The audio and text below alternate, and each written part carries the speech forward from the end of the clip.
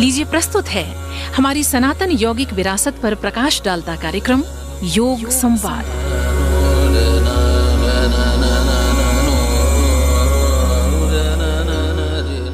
श्रोताओं, योग भारत भूमि पर युगों से विद्यमान है। योग के इतिहास की तरफ जब हम चलते हैं तो योगाभ्यास का प्रामाणिक चित्रण सिंधु घाटी सभ्यता के समय की मोहरों और मूर्तियों पर भी मिलता है। और हमारे पौराणिक ग्रंथ कहते हैं कि भगवान शंकर ही योग के आदि गुरु हैं। पुराण जिन्हें शंकर और महेश कहते हैं, वेद जिन्हें रुद्र कहते हैं, उन्होंने ही इस संसार को योग का उपहार दिया। और फिर आगे चलकर अनेक ऋषि मुनियों, योगियों ने योग के माध्यम से जीवन का मर्म समझाया, जीव और जगत के रहस्य को उजागर किया। योग सूत्र के प्रणेता महर्षि पतंजलि ने योग को बहुत विस्तार के साथ दुनिया को समझाया और उन्होंने कहा कि योग चित्त की वृत्ति का निरोध है। तो आज इस परिभाषा की तरफ हम बढ़ते हैं अपने इस कार्यक्रम में। और आपको याद ही होगा कि पिछले अंक में हमने चित्त की वृत्तियों पर चर्चा की थी, चित्त के निर्माण की बात की थी। तो इस चर्चा को हम आज आगे बढ़ाने जा रहे हैं। हमारे बीच हैं आध्यात्म, योग और जीवन विज्ञान विशेषज्ञ डॉक्टर शशिकांत मणि त्रिपाठी जी। नमस्कार शशिकांत जी, बहुत स्वागत है आपका इस कार्यक्रम में। नमस्कार। बहुत ही सुंदर चर्चा रही पिछले अंक में, जैसा कि आज के अंक का हमने शीर्षक रखा है योग चित्त वृत्ति का निरोध। चित्त पर हमने चर्चा की थी, चित्त वृत्तियों की आपने बात की थी, 5 वृत्तियों की बात की थी। उसी बिंदु से हम अपनी चर्चा को आरंभ करते हैं। चित्त वृत्तियों के निरोध और चित्त वृत्तियों पर बात करने से पहले जो आपने आदि योगी शिव की स्मृति कराई, तो मैं ये कहना चाहूंगा, जिससे श्रोता भली भांति परिचित भी होंगे। कहते हैं कि शक्ति के बिना शिव शव है। हाँ, सुना होगा आपने। जी जी बिल्कुल। अब ये शक्ति को अगर देखें तो यह शक्ति प्रकृति की शक्ति है, जिस पर हमने पिछले एपिसोड में कहा कि प्रकृति में ही सारी क्रियाएं हो रही हैं जी। लेकिन शिव तत्व के बिना प्रकृति क्रियाशील नहीं है। तो शिव कर्ता नहीं है, शिव अकर्ता है। हाँ। इसीलिए कहा जाता है कि अकर्ता बनो। भगवान गीता में कहते हैं अर्जुन से कि हे अर्जुन, तुम कर्ता भाव से मुक्त हो, क्योंकि तुम्हारे दुख का कारण ये कर्ता भाव है। बिल्कुल। अब चित्त की वृत्तियों पर बात हम करें तो पूरे जीवन मनुष्य इन्हीं वृत्तियों में व्यवहार करता है। आपने 5 वृत्तियां बताई थी, पहले उन 5 वृत्तियों का आप जिक्र करें। हाँ। फिर एक एक कर हम इस पर बातचीत करेंगे। योग दर्शन में 5 वृत्तियों की बात की गई है। पहली प्रमाण जी, दूसरी विपर्यय, तीसरी विकल्प, चौथी निद्रा और 5वीं स्मृति जी। अब जरा इसको थोड़ा सा देखते हैं जी। प्रमाण, जैसे हम कोई बात कहते हैं तो उस बात को मानने या स्वीकारने या नहीं स्वीकारने के लिए हमें प्रमाण की आवश्यकता पड़ती है कि बात कैसे हम मान लें ये सच है। ठीक है। तो योग दर्शन 3 प्रकार के प्रमाणों को मानता है। प्रत्यक्ष प्रमाण, आगम प्रमाण और अनुमान प्रमाण। ये 3 प्रमाण हमारे प्रमाण के मुख्य योग सूत्र में स्वीकार किए गए हैं जी। प्रत्यक्ष प्रमाण में हमारी इंद्रियां या हम ही उसके साक्षी होते हैं। हमारी जो प्रकृति है या हमारा दृश्य, ये जो शरीर है जी, इस शरीर के द्वारा हम प्रमाणित करते हैं कि मैंने अपनी आंखों से देखा, अपने कानों से सुना, हमने अनुभव किया है। तो हम प्रत्यक्ष प्रमाण में इसको लेते हैं। अपने इंद्रियगत ज्ञान को हम प्रत्यक्ष प्रमाण कह सकते हैं। ठीक। हाँ।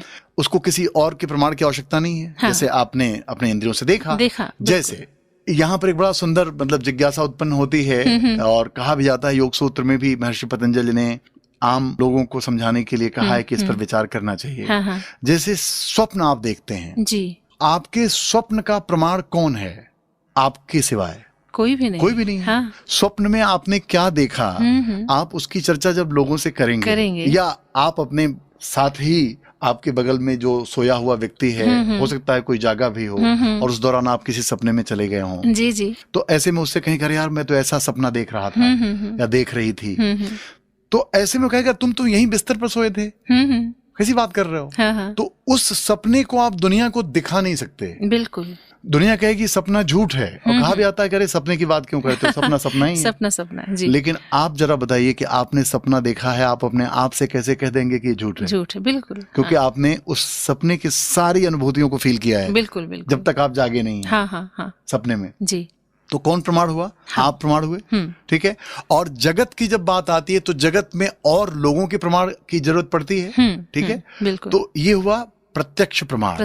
अब जगत के प्रमाण में एक प्रमाण आता है कि आगम प्रमाण। आगम मतलब शास्त्र क्या कहते हैं। अच्छा। जिसको अब बहुत सारी चीजें हम किताबों से पढ़ के जानते हैं, हमारे अनुभव में नहीं है। जैसे हम कहें कि हम आत्मा कभी नहीं मरती, तो मैं पूछूं ये कैसे आपको पता, तो हमारे शास्त्र कहते हैं, आगम प्रमाण है उसके। या योग सूत्र की बात करूं तो योग सूत्र भी, ये भी आप किताबों से जानते हैं, आगम से प्रमाण में आएगा ये। और अनुमान प्रमाण उसे कहते हैं जिसमें प्रत्यक्ष आपने जो देखा है उसके किसी अंश को देख करके आप अनुमान लगा रहे हैं। जैसे इसका सबसे प्रचलित उदाहरण है कि अगर कहीं दूर आपको धुआं दिखाई दे रहा है तो आप अनुमान कर लेंगे कि आग होगी। बिल्कुल। जैसे कहीं कोई कुटिया दिखाई दे तो आपको लगेगा कि हाँ आसपास कोई मनुष्य रहता होगा, क्योंकि कुटिया मनुष्य ही बना सकता है। संकेत है, संकेत है। तो अनुमान कर लिया कि कोई आदमी तो है, अभी नहीं है, लेकिन आदमी के द्वारा ये क्रिया या उसके फुटप्रिंट बता रहे हैं कि वो यहाँ से गुजरा है। तो ये अनुमान प्रमाण है। ये तो प्रमाण वृत्ति हुई। तो आप देखें तो हम इंद्रियों के द्वारा इन्हीं वृत्तियों का व्यवहार करते हैं। बातचीत में हम उस ज्ञान की बात करते हैं जो आगम प्रमाण से प्राप्त है, या प्रत्यक्ष प्रमाण से प्राप्त है, या फिर अनुमान प्रमाण से प्राप्त है, उसकी बात हम करते हैं। एक फिर बात आती है विपर्य की। विपर्य जो प्रमाण है या विपर्य जो वृत्ति है जी। विपर्य वृत्ति एक ऐसी वृत्ति है जिस वृत्ति में आप जो नहीं है उसे देखते हैं। अच्छा। वो है नहीं लेकिन आपको प्रतीत हो रहा है कि ऐसा है। इसका श्रेष्ठतम उदाहरण है कि जैसे रज्जु में सांप देखना।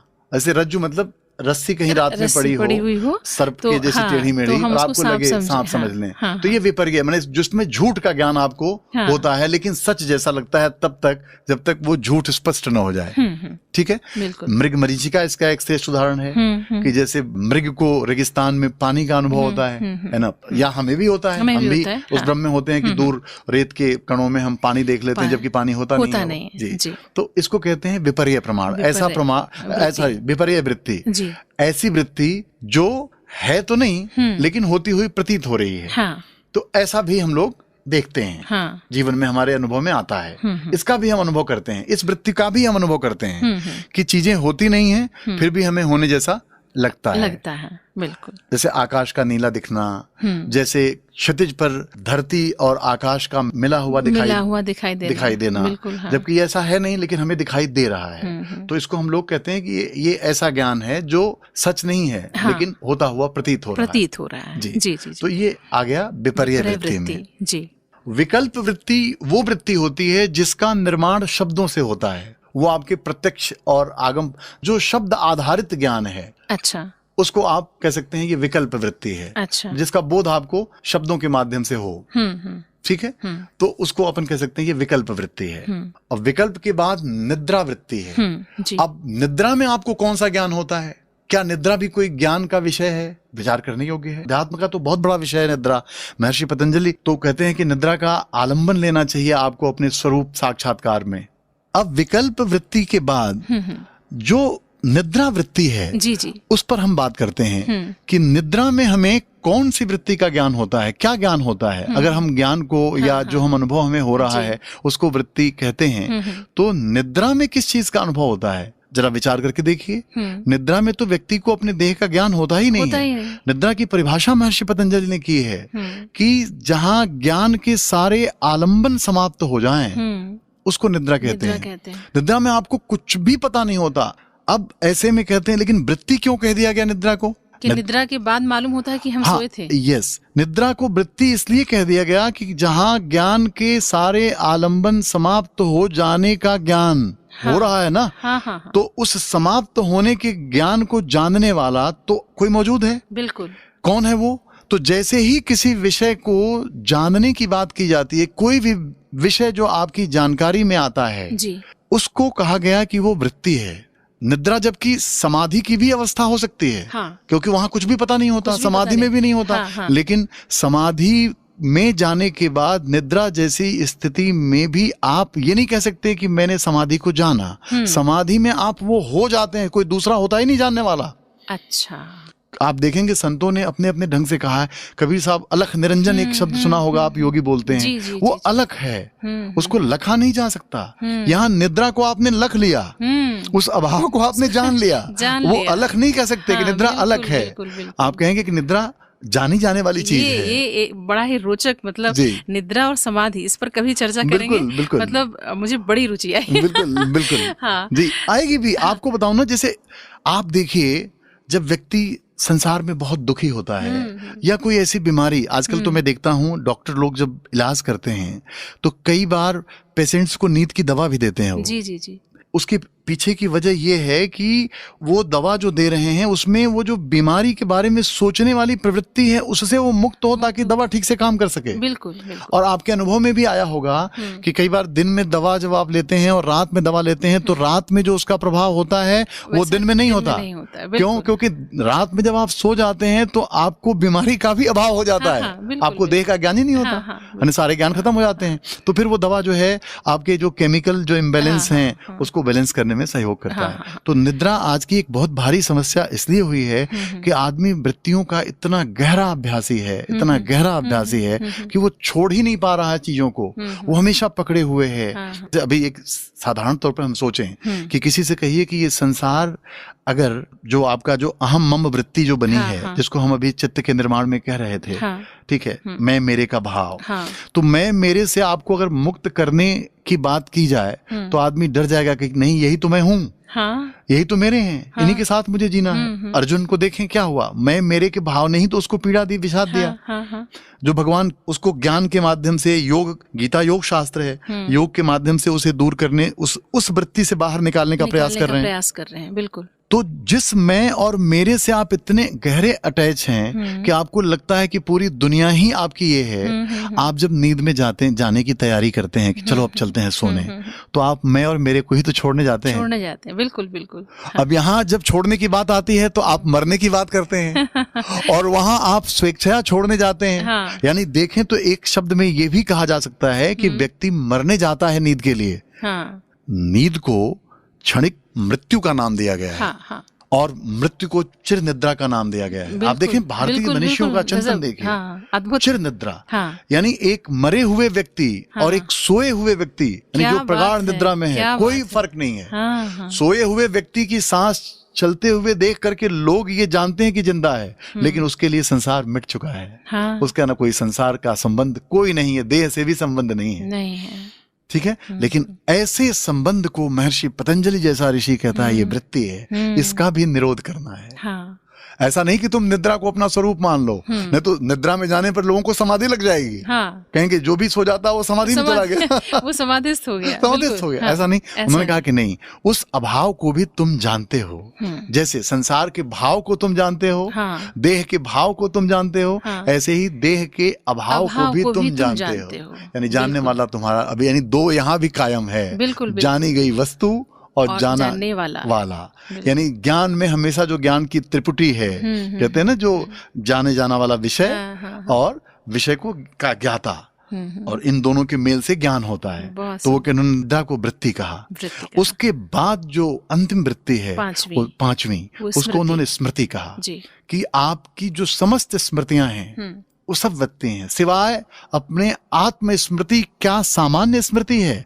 फिर यहाँ पर आम लोग एक कठिनाई में पड़ते हैं, जैसे अर्जुन कहता है कि नष्ट, वो कहते हैं कि तमाम स्मृतियां वृत्तियां हैं, लेकिन आत्म स्मृति जो है वो नहीं है। नहीं, आत्म स्मृति में स्मरण करने वाला कोई नहीं बचेगा।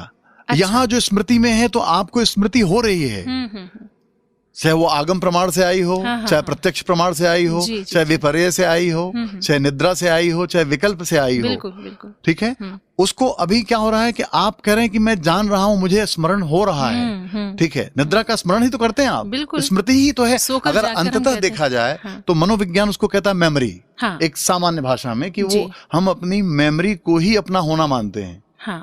आज आप अपना परिचय दें, अपने बारे में किसी को बताएं, तो आप अपनी मेमोरी बताएंगे। मेमोरी में अपने पापा का नाम, अपने पति का नाम, अपने बच्चे का नाम, अपने पद का नाम, जो भी है नाम बताएंगे। तो जो संज्ञा बताएंगे आप, संज्ञा क्या है? मेमोरी है, स्मृति है। उसको उन्होंने वृत्ति कहा। तो अब इसके बाद तो मनुष्य के पास कुछ बचता ही नहीं है।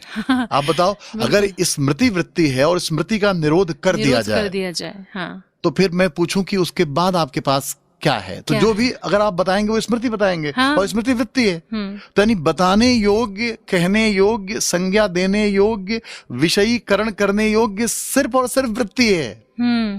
पुरुष जो है इन सारी वृत्तियों के निवृत्त होने के बाद, इन वृत्तियों से निवृत्त होने के बाद ही आपको अपने उस स्वरूप का ज्ञान होता है जिसको कहते हैं सच्चित आनंद स्वरूप। और उसका ज्ञान भी क्या होना, और ज्ञान भी कहना गलत होगा, एक व्यवहार की भाषा में ये कह सकते हैं व्याकरण या ये शब्दों की कमजोरी है। उस स्वरूप में स्थित हो जाना, उसी स्वरूप कहते हैं ना उसको। कबीर साहब कहते हैं कि खोजत खोजत हे सखी गया कबीर हेराए, खो गया, खोने वाला। बूंद समानी समुद्र में सो कित हेरी जाए। क्या बात। तो जब आप स्वरूपस्थ हो गए तो उस स्वरूप को जानने वाला कोई बचा ही नहीं ना। जानने वाले तो आप अभी जो दृष्टा बना हुआ था, और दृष्टा कैसे बना था, दृश्य के संदर्भ में बना था। हाँ। आप देखें दृश्य के बिना दृष्टा नहीं है, दृश्य गायब, दृष्टा गायब, फिर स्वरूप ही बचता है। बिल्कुल।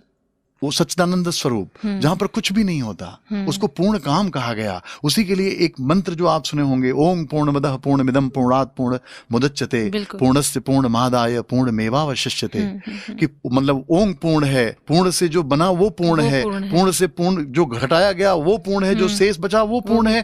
अब इसको बौद्धिक आधार पर आप समझने की चेष्टा करें तो इसका क्या, आपका जो चित्त की वृत्तियों के आधार पर, बौद्धिक आधार मतलब वृत्तियों के आधार पर समझने की चेष्टा करें तो वृत्तियां इस समझ को नहीं बता सकती। हम बात कर रहे थे अभी आत्मस्मृति की, ठीक है, और सामान्य स्मृति की। तो स्मृति को जैसे आत्मस्मृति कहते हैं कि हम नैनम छंदन्ति शस्त्राणि नैनम दहति पावकः न चैनम क्लेदयन्ति आपो न शोषयति मारुतः, कि हम भगवान कृष्ण बोल रहे हैं और उस गीता को, उस आगम प्रमाण को हम पढ़ करके हम भी कहते हैं कि हम मरते नहीं, शास्त्र हमको काट नहीं सकता, आग हमें जला नहीं सकती, वगैरह वगैरह। तो क्या ये स्मृति है आत्मस्मृति? नहीं। तो अब देखिए यहाँ थोड़ा समझना होगा शब्दों को, ठीक है ना। आत्मस्मृति का मतलब जिसको अर्जुन ने गीता में बहुत स्पष्ट शब्दों में बताया है, कहा कि नष्टो मोह स्मृतिर्लब्धा। हे केशव, जिस मोह से मैं ग्रस्त हो गया था, मोह हमेशा मैं और मेरे से होता है। और अभी हमने सृष्टि क्रम में देखा कि जो हमारी 5 ज्ञानेंद्रियां और मन जो निर्मित हुआ है वो उसी मैं जो अहंकार जिसे कहते हैं हम, ये हुआ है कि सात्विक अहंकार से निर्मित हुआ है। पंच महाभूत जो बने हैं, तन्मात्रा, पंच तन्मात्रा और पंच महाभूत, ये आकाश, वायु, अग्नि, जल, पृथ्वी, ये जो है तामस अहंकार से हुआ है। तो एक अहंकार के द्वारा भी स्मृति होती है और एक अहंकार के मिट जाने की स्मृति होती है। अब अहंकार के मिटने की स्मृति को कौन बताएगा? आप सोच रहे हैं? तो वो कहता है कि नष्टो मोह, मेरा मोह नष्ट हो गया। क्योंकि जो अहंकार वाली जो स्मृति है, जिसको हम लोग वृत्ति अभी कह रहे थे, जिसको महर्षि पतंजलि वृत्ति कहते हैं, ये देह और देह की इंद्रियों से यानी प्रकृति से प्राप्त स्मृति है ये। इसलिए ये स्मृति वृत्ति है, इसलिए ये वृत्ति है। जी। और जब इनका निरोध होता है, इसी के साथ साथ हम लोग जो योग सूत्र पर एक व्यास भाष्य बहुत सुंदर है जिसमें श्री व्यास जी हैं, वो ये कहते हैं कि चित्त की 5 भूमियां होती हैं। 5 भूमियां। अच्छा। 5, उसको अवस्था भी कह सकते हैं। उसको थोड़ा देखते हैं हम लोग। जी। क्योंकि चित्त त्रिगुणात्मक होता है सामान्यतया, क्योंकि प्रकृति में ही सारी क्रियाएं होती हैं, तो जाहिर सी बात है गुणों की क्रियाएं गुणों में ही होंगी, चाहे रजोगुणी हो, चाहे तमोगुणी हो, चाहे सतोगुणी हो। जी। तो वो कहते हैं कि जो पहली चित्त की सबसे सतही भूमि है, वो भूमि है क्षिप्त चित्त की। अच्छा। क्षिप्त चित्त उन्होंने नाम दिया। इसमें क्या होता है कि इसमें ये चित्त रजोगुण से भरा होता है। ये आदमी जैसे रजोगुणी प्रवृत्ति का है कि मैं ये कर लूं, मैं वो कर लूं, मैं त्याग कर दूं, मैं ऋषि बन जाऊं, मैं की प्रकृति हमेशा बनी रहती है। आप हमेशा कुछ न कुछ करने की तरफ रहते हैं, यानी ये रजोगुण प्रधान चित्त होती है। यानी ऐसे में व्यक्ति बहुत क्रियाशील और कर्ता भाव से युक्त होता है। ठीक है। तो ये सबसे सतही चित्त की वृत्ति मानी जी। उसके बाद आता है मूढ़ चित्त आता है। मूढ़ चित्त जो होता है वो तमोगुण प्रधान होता है, जिसमें चित्त जड़वत होता है, माने जैसे प्रकृति तो जड़ है, तो जड़ के साथ जड़ का व्यवहार होता है। अच्छा। ऐसा कह सकते हैं आप। माने पूरा सांसारिक, जैसे जो क्षिप्त चित्त है उसमें हो सकता है कि आप परलोक के लिए भी क्रियाशील हों।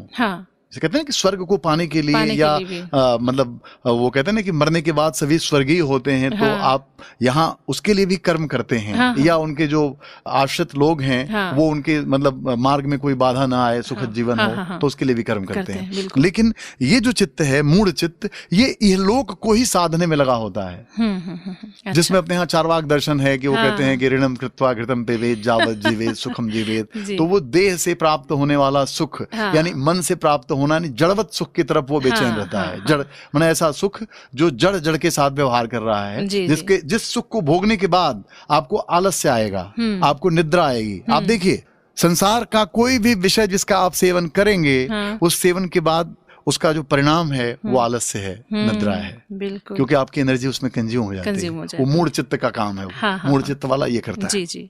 उसके बाद वो कहते हैं विक्षिप्त चित्त। अच्छा। अब विक्षिप्त का सामान्य अर्थ जो हम लोग अभी देखते हैं कि ये तो विक्षिप्त हो गए हैं, मतलब मानसिक रूप से ये अस्थिर हो गए हैं, ये यहाँ अर्थ नहीं है। अब यहीं पे कहते हैं कि शब्दों को तो उसके अर्थ में देखना पड़ेगा। तो विक्षिप्त चित्त मतलब सतोगुण प्रधान चित्त है, ये प्रकाशित चित्त है, लेकिन रजोगुण इसमें भी बार बार आके विक्षेप कभी कभी पैदा करता है। अच्छा। यानी पूरी तरीके से सतोगुणी तो है ये, यानी ये प्रकाशित है, लेकिन क्रिया में फंस जाता है, बीच बीच में रजोगुण का मतलब कह सकते हैं आवागमन होता रहता है। इसके बाद आता है एकाग्र चित्त। इस चित्त में रजोगुण तमोगुण ये दोनों जो है निरुद्ध हो जाते हैं। अच्छा। सिर्फ सतोगुण रहता है, यानी प्रकाशित चित्त है ये। जिस चित्त में आप माने प्रकाश पूर्ण हो जाते हैं, जिसको आम भाषा में आजकल चलन में आया है एनलाइटेंड होना, प्रकाशित होना। यहाँ से यौगिक यात्रा शुरू होती है। अच्छा। जहां पर अब विचलन नहीं है, अब चित्त बिल्कुल प्रकाशित है, दूध का दूध, पानी का पानी, जिसको कबीर साहब उसके लिए हंस की बात करते हैं। जी जी। हंस दृष्टि। हंसा कई बार उन्होंने कहा। हंसा का मतलब होता है कि हंस के बारे में एक ऐसी मान्यता है कि एक ऐसा पक्षी है कि दूध में पानी मिला दिया जाए तो वो दूध पी लेगा, पानी छोड़ देगा। तो ऐसे में ये जो चित्त है ये प्रकाशित चित्त है। अब ये उन चीजों के साथ संबंध नहीं बनाता जो क्षणभंगुर हैं, या जैसे वो तथा मानापमानयो, मान अपमान, सुख दुख, इसमें ये सम रहने की कला, यानी समत्व की साधना यहाँ हो सकती है। निर्क्षीर विवेक, हाँ, निर्क्षीर विवेक कह सकते हैं। तो ये एकाग्र चित्त है, ये यौगिक चित्त। अब आपने मतलब साधना करके इस चित्त की यात्रा कर ली। इसके बाद आता है निरुद्ध चित्त। निरुद्ध जिसमें ये सतोगुण का भी निरोध हो जाता है। अच्छा। यानी आपका जो चित्त है वो तीनों गुणों से अब मुक्त है। इस चित्त में या इस चित्त के साथ, या कह सकते हैं तीनों गुणों से निरुद्ध चित्त हो गया तो चित्त शून्य हो जाना भी कह सकते हैं। ये चित्त शून्य की अवस्था है। यही अवस्था आपके स्वरूपस्थ की अवस्था है, जिसमें कोई वृत्ति नहीं है। बस ये मैं कहूं कि आप अपने को जानने वाले हैं, ये कहने पर फिर वही बात आएगी, दो खड़ा हो जाएगा, है ना। ये अद्वैत की अनुभूति है। इसके लिए आचार्य शंकर ने अद्वैत शब्द गढ़ा, कहा कि कोई भी शब्द कहा जाएगा तो सब्जेक्ट और ऑब्जेक्ट के टर्म में खड़ा हो जाएगा, है ना। कोई उसे जानने वाला होगा और कोई जाना जाने वाला विषय होगा। लेकिन उन्होंने कहा अद्वैत कहते ही जहां दो नहीं हो। जी। इसी को कबीर साहब कहते हैं, हंसा पायो मान सरोवर ताल तलैया क्यों डोले। अब वो चित्त जो है, चित्त जो सामान्यतः चित्त का जो स्वभाव है वो चंचलता है ना। चित्त चंचल है, हमेशा चलायमान है। अब ये कहते हैं कि हंस को अब मान सरोवर मिल गया, अब वो नहीं डोलता। अब संसार के विषयों में या संसार के विषयों के प्रभाव में अब उसमें विचलन नहीं होता, यानी वो शून्य हो गया। उसको चित्त शून्य अवस्था कह सकते हैं। ब्रह्मलीन अवस्था कई लोगों ने कहा, अब वो ब्रह्म में लीन हो गया, आत्मलीन, ब्रह्मलीन, ऐसे ऐसे शब्द मतलब उसके लिए गढ़े गए हैं। और लेकिन अब फिर उसका भी अर्थ हम लोग वही अपने मन से करेंगे तो फिर यहाँ एक भ्रामक वही वृत्तात्मक रूप ले लेंगे, वृत्तियों का रूप ले लेंगे, है ना। तो इसलिए वो एक सहजानुभूति, सहजावस्था है वो। जी। तो ये बहुत ही सुंदर तरीके से आपने आज चित्त की वृत्तियों पर चर्चा की कि 5 वृत्तियां हैं और बहुत विस्तार से आपने समझाया। और फिर आपने जो चित्त के प्रकार बताए, 5 प्रकार हैं, वो भी मुझे लगता है कि हमारे जो सुनने वाले हैं बहुत इसको भीतर तक मुझे लगता है गहराई से समझ चित्त के प्रकार कह के हम लोग एक बड़ा भ्रम खड़ा कर सकते हैं। अच्छा। प्रकार का मतलब लोग समझते हैं कि कई चित्त हो गए, है ना। ऐसा नहीं। अच्छा। चित्त की ये भूमियां हैं, हमारा चित्त इन भूमियों में जाता है। वो मूढ़ भी होता है, क्षिप्त भी होता है, विक्षिप्त भी होता है, एकाग्र भी होता है और निरुद्ध भी होता है। अब जैसे अवस्था कह सकते हैं, अवस्था कह सकते हैं। अब ऐसे में जैसे फिर बात आती है, अब मैं कहूँ जब चित्त की निरुद्धावस्था को आपने जाना, तो अब कोई दृश्य नहीं है, चित्त शून्य अवस्था है, तो ये अवस्था तो निद्रा में होती है। निद्रा में चित्त नहीं होता। निद्रा में पूछूं क्या होता है, लेकिन उसको महर्षि पतंजलि ने वृत्ति क्यों कहा होगा? इस वजह से कहा, जो मैं समझ पाता हूं अपने साधना के आधार पर, कि उस नहीं होने को जानने वाला भी है। जब जानने वाला और जाना गया विषय ये दो की सत्ता न हो, ये दो खत्म हो जाए, और सिर्फ अब प्रकृति और पुरुष दोनों अलग अलग हो गए। प्रकृति अपने साम्य अवस्था में हो गई और पुरुष जो है अपने अकर्ता भाव में खड़ा है। बड़ी साधना है। बड़ी साधना है ये तो बड़ी साधना तो प्रकृति की विकृति खत्म हो गई। प्रकृति अब इसको आगे महर्षि पतंजलि जाते हैं कैवल्यपाद में, तो कहते हैं कैवल्य का मतलब होता है प्रकृति और पुरुष दोनों का शुद्धिकरण। अच्छा। अब जबकि ये बात सुन करके आपको लगेगा कि प्रकृति में तो विकृति है। कैवल्य से आशय मोक्ष। कैवल्य शब्द देखिए, कैवल्य शब्द पर ध्यान दे। केवल, केवल जो बचा, केवल से कैवल्य बना है। अच्छा। हाँ, जो उसके बाद कुछ है ही नहीं बचा हुआ। यानी अब जैसे आप जब भी किसी चीज को आप जानते हैं, तो जानने वाला और जानी गई चीज अलग अलग होती है, जिसको सब्जेक्ट ऑब्जेक्ट कहते हैं। आपका एक ऑब्जेक्ट होता है, कैवल्य में कोई ऑब्जेक्ट नहीं होता, और जब ऑब्जेक्ट नहीं होता तो सब्जेक्ट भी नहीं होता। विदाउट ऑब्जेक्ट सब्जेक्ट कैसे बनेगा? सब्जेक्ट तो किसी चीज को जानने वाला ही बनेगा ना। जाने गई जब कोई चीज बची ही नहीं जानने योग्य, तो फिर उसको कैसे कहेंगे? आप नहीं कह सकते कहने की स्थिति, इसलिए उसको उन्होंने कहा कि अकथ कहानी। कई बार संतों ने सामान्य शब्दों में कहा कि वो अकथ है। वहां पर मौन हो गए वो, या नेति नेति का उन्होंने आधार दिया, मैंने यह नहीं, यह नहीं, यह नहीं। तो ऐसे में कहते कहते जब सबको नकार दिया आपने, तो जो बचा वो कौन बचा? सिर्फ नकारने वाला। अब नकारने वाली चीज नहीं बची, कोई चीज, सारी चीजें खत्म हो गई। तो नकार, लेकिन नकारने वाले का नकार नहीं हो सकता। भाई नकारने वाला तो शेष रह गया ना। अब वो नकारी जाने वाली कोई चीज नहीं, कोई विषय नहीं बचा, जिसको वो कोई वृत्ति नहीं बची, जिन वृत्तियों को वो नकारे कि नहीं मैं ये नहीं हूँ। निद्रा तो वृत्ति इसलिए कह दी गई कि उसको तो नकार दिया आपने जाग करके, है ना। तो ऐसे में, लेकिन यहाँ पर नकारने वाली कोई स्थिति नहीं बनती, कोई परिवर्तन नहीं होता। बिल्कुल बिल्कुल। तो वो आपका चिर शाश्वत स्वरूप है, जिसमें अवस्थित होना। बिल्कुल। तो मुझे लगता है कि बहुत स्पष्ट हुआ होगा आज हमारे जो सुनने वाले हैं उनको ये विषय, और हमने आज चित्त की वृत्तियों के निरोध पर चर्चा की, और मुझे लगता है कि आगे और रोचक ये संवाद होता चला जाएगा। और मुझे आपकी बातचीत करते हुए एक बात बीच में आ रही थी कि अक्सर हम जब योग की सतही बातचीत जब हम करते हैं, पुराने पिछले एपिसोड्स में हमने चर्चा की है कि लोग प्राणायाम, योग, कसरत को योग समझते हैं। तो देखिए कितना बड़ा अंतर है। उस प्राणायाम एक वो उसका एक अंग है जी, है ना। प्राणायाम एक अंग है जिसको कि आम लोग आज के समय में समझते हैं कि ये योग है। तो ये बहुत बड़ा विषय है, और हम आने वाले अपने अंकों में इस पर विस्तार से चर्चा करेंगे। आज आप हमारे बीच उपस्थित हुए, आपका बहुत आभार जी। नमस्कार।